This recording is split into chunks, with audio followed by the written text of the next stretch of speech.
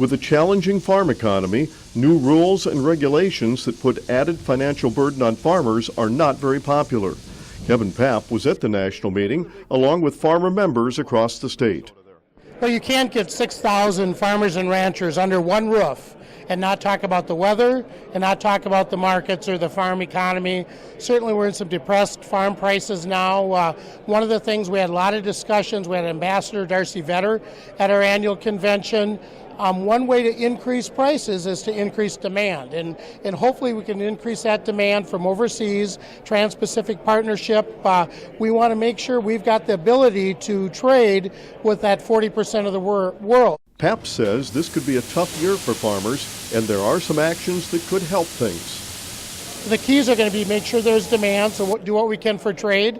Let's not do extra added costs like undue regulatory.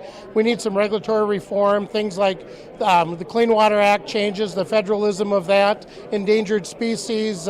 We're seeing a lot of that. You know, generations of farmers have been able to deal with low prices, with weather out of their control. Government out of their control is not the straw we want to break our back. With the farm meeting circuit on, the Minnesota Farm Bureau president is hearing from farmers on issues of importance.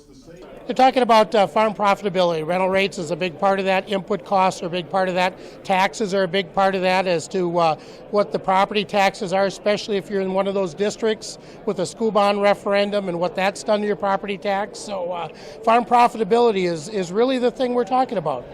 This is the time of year that farmers go to meetings to learn about new ideas in agriculture, the big issues ahead, and also gather ideas on how to grow their crops more profitably.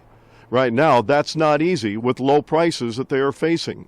And with new rules and regulations coming on the books, it seems to be farm organizations and commodity groups that have to fight those implementation of rules and also fight added expenses for farmers.